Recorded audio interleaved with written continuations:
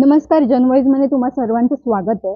महाराष्ट्राची सांस्कृतिक उपराजधानी म्हणून ओळखलं जाणाऱ्या ठाण्याचं नाव हे खूप प्रचलित आहे. तर ह्याच ठाण्यात अनेक लेखक, कलाकार असे घडवलेले आहेत.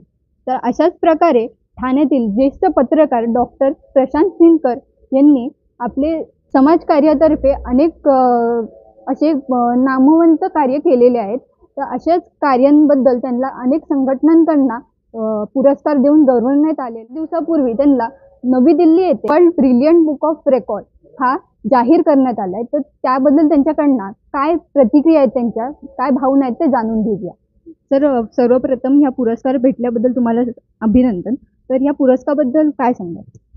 या पुरस्काराबद्दल हा दिल्ली एका संस्थेने मला हा जाहीर केला आहे. नुकताच आता येत्या काही दिवसात त्याचा पुरस्काराचं अनावरण होणार आहे.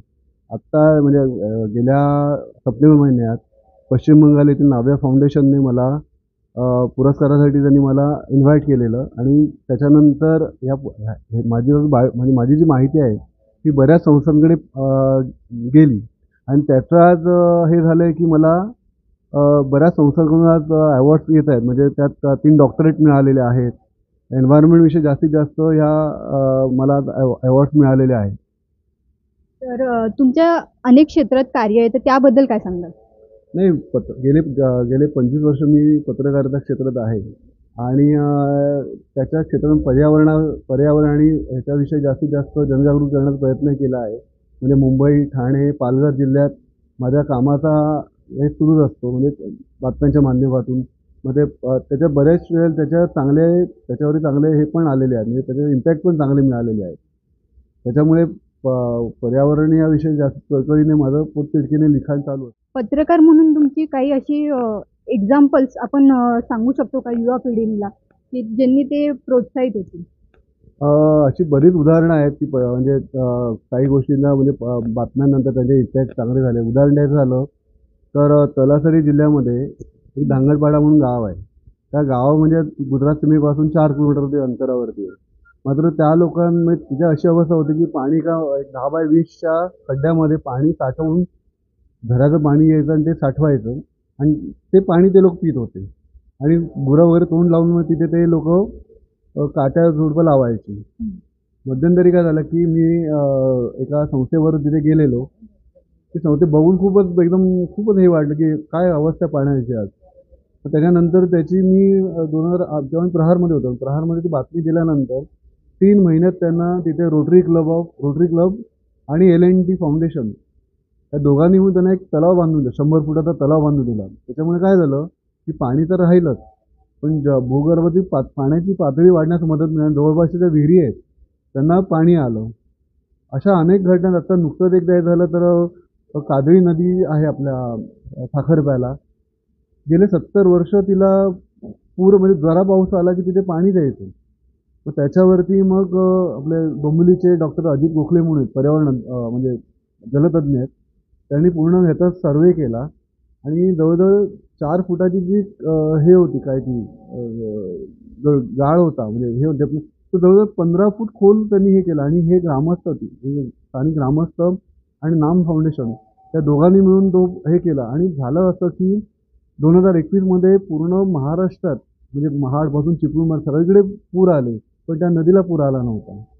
आणि ह्याची बातमी गेल्या वर्षी मी ह्याला महाराष्ट्र टाइम्समध्ये दिल्यानंतर ह्याच्यावरती राज्य शासनाने ह्याची दखल घेतली आणि एक पूर्ण महाराष्ट्रातली लोक इकडे येऊन त्या ठिकाणी नदीची पाठशाला म्हणून एक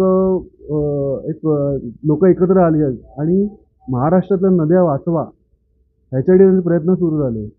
असाच एक पद्धत आता आपली जी सावित्री नदीला एक नदी येते तिच्या बाबतीत पण असं सेम ग्रामस्थ आले आणि जवळ 3 किलोमीटरचा भाग त्यांनी गाळ काढला आणि तो पण तेवढा डेपनेस केला. अशा पद्धतीने आज त्या म्हणजे त्या बातमीनंतर एक प्रवाह चांगला तयार झाला आहे. आणि अशाच पद्धतीने जर महाराष्ट्रातल्या नद्या जर झाल्या तर मला वाटत नाही की पाण्याचा प्रश्न कुठे राहू शकतो. कारण नद्या जर व्यवस्थित झाल्या तर पाण्याचं हे आहेच. आणि मुळात म्हणजे आपल्या पूर्ण महाराष्ट्रातल्या नद्यांचा विचार केला तर गाळ एवढा झाला आहे, ते गाळ काढण्यासाठी कुठलंही गव्हर्नमेंट सरकार याच्यात येत नाहीये. फक्त ते आत्ता सुद्धा धरणं भरली म्हणतात, पण मुळात आतमध्ये एवढा गाळ आहे, तो जर गाळ काढला तर धरण अधिक खाली जाईल. त्याच्यामुळे गाळ काढणं आणि फक्त म्हणून मी सांगितलं की केवळ पर्यावरण वाचवा हे फक्त कागदोपत्री किंवा ऐकिवात करण्यापेक्षा वास्तवात त्याच्याशी लढा. त्यावरती नक्कीच आपण विजय मिळवू शकतो. काही अशक्य गोष्ट नाही आहे. जर का काजळी नदीसारखी असेल किंवा ह्या नद्यासारख्या जर पाण्याचा प्रश्न जर मार्गी लागत असेल तर अशक्य गोष्ट कुठलीच नाही आहे. जी आताची युवा पिढी आहे त्यांना तुम्ही काय सांगाल?